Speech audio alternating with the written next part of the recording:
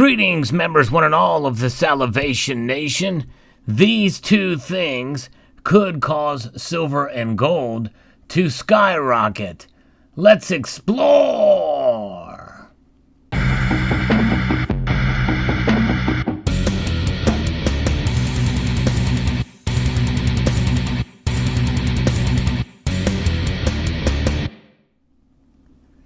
There is a lot going on in the world today. Geopolitically and in terms of economics, there's a lot of things that are going to be happening this year, just this year, that I think could have an effect on gold and silver prices, not only in the short term, but in the long term for sure.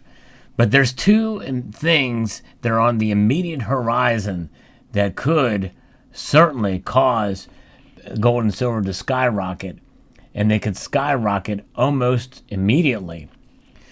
And we're going to talk about two different stories here.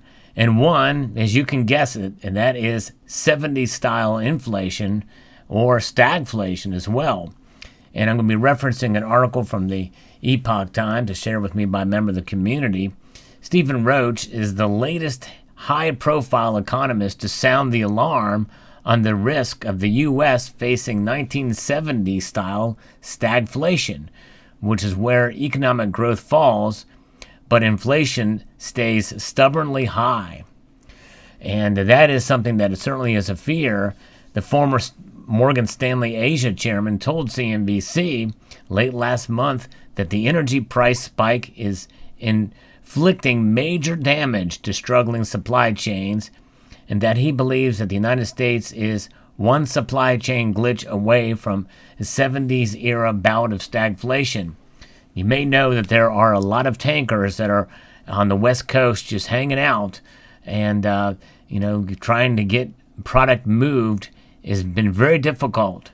On an anecdotal note, I myself have been witnessing more of this supposed coin shortage, and you've heard me talk about that in a previous video, but I may do an update video on that because it's getting even worse for some of these larger stores to try to get change to hand back to people. It's crazy.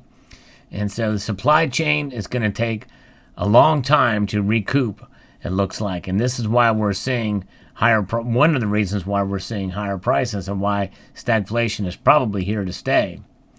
And his remarks come as gasoline stations are running dry in the United Kingdom. Power costs are surging in the EU ahead of winter, and prices for oil, natural gas, and coal are rising. So it's a problem in Europe, and it's probably becoming here in the United States as well. Roach spoke of supply chain bottlenecks shifting from one part of the supply chain to another rather than easing, a situation he called strikingly reminiscent of what we saw in the early 1970s, and one that suggests that inflation will stay at these elevated levels for longer than we thought. There's going to be numbers coming this month that may show that inflation is kind of subsiding a bit, but that's because of year-over-year data. And we have a false sense of this when prices were kind of low during the pandemic because of the shutdowns and lockdowns that were extended for quite some time. And this is why this is very much a big concern. And as these numbers come and we start to see the realization of this in rising fuel costs and rising costs in other areas that are well above 5%, it's going to have an effect. Sooner or later, the prices for gold and silver will bounce back. And as numbers come in and supply chain issues continue, we will see prices potentially could skyrocket in the short term and pretty much rebound in the long term to levels that we saw when the prices were higher earlier in the year. Roach also took aim at the Fed's easy money policies, arguing that they were excessive, particularly in the face of persistent inflationary pressures. While Fed officials have maintained that the current bout of inflation is temporary, we will abate once supply chain dislocations abate, which obviously have not happened and will not happen for quite some time. They've increasingly started to acknowledge that inflation has been stickier than previously thought. This is not a situation that we have faced for a very long time, and is one in which there is a tension between our two objectives.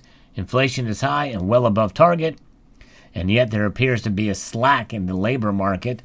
Federal Reserve Chair Jerome Powell said at a European Central Bank forum, with his remarks appearing to point to a stagflationary dynamic. Not only that, when you think about it, a lot of the benefits will be running out for those who are able to work and not getting jobs. And the thing is wages are going up, and companies are having a hard time finding employees, and that is part of the reason for the supply chain issue.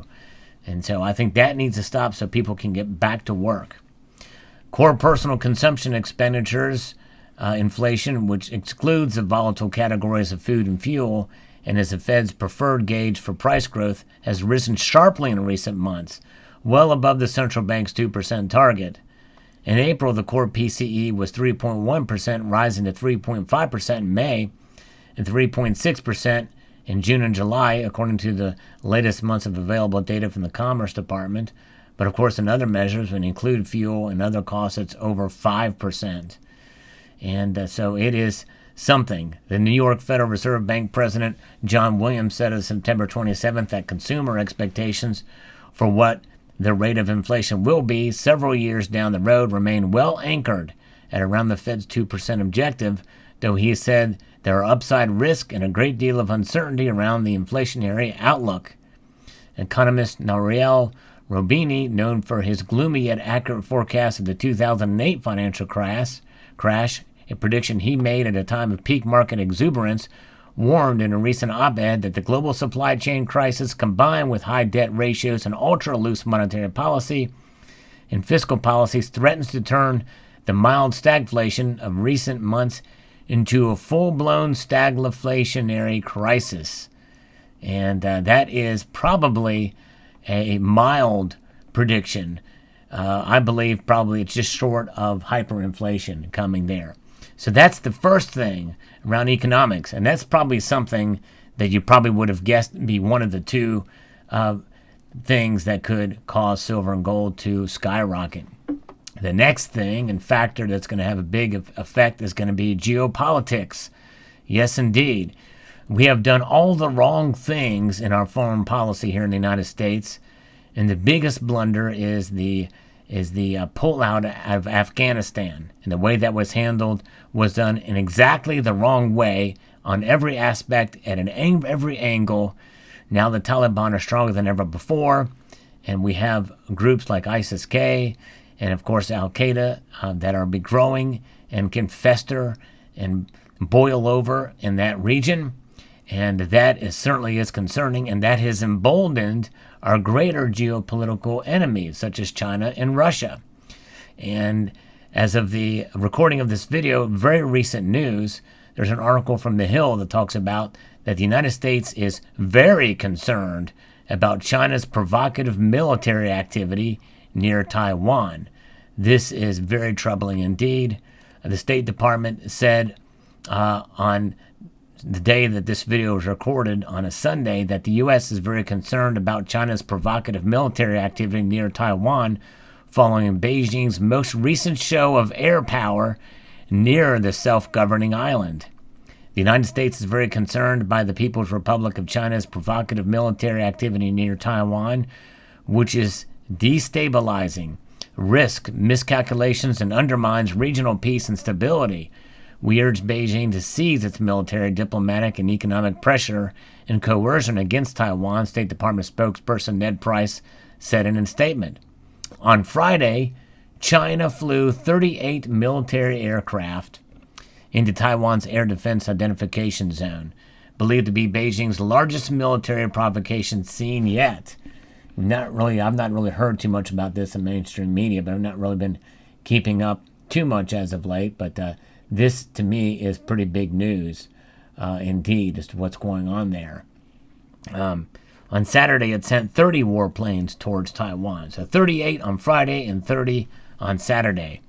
Since the beginning of the year, China has continuously flown military aircraft into Taiwanese airspace as part of its ramped-up efforts to strengthen its territorial claim over the island. China has been wantonly engaged in military aggression, damaging regional peace, said Taiwan Premier Su Tseng-chang on Saturday. We have an abiding interest in peace and stability across the Taiwan Strait. We will continue to assist Taiwan in maintaining its sufficient self-defense capability, and we will maintain our commitments as outlined in the 3 communiques, the Taiwan Relations Act and the 6 assurances, Price said in a latest statement. So this is something they're concerned for sure, and about what's going on there, and China is emboldened. We already know that they have angles.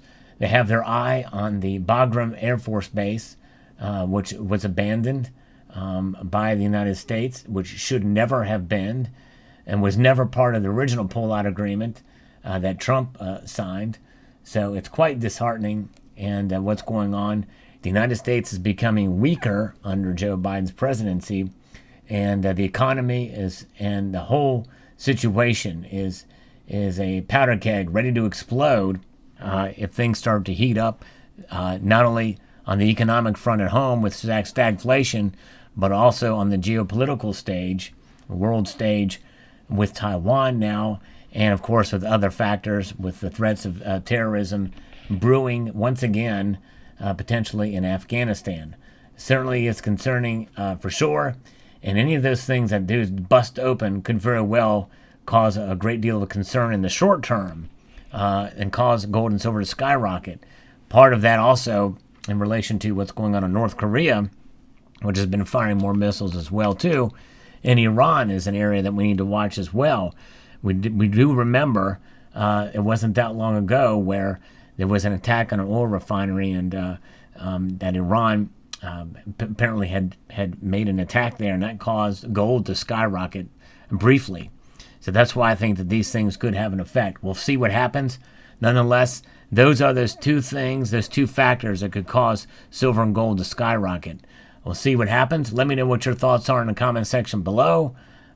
Prices are low for now, at least as of the recording of this video they are, and things can change on a dime. A multitude of gratitude you all for taking the time to watch, and to encourage you to please rate, share, comment, and subscribe.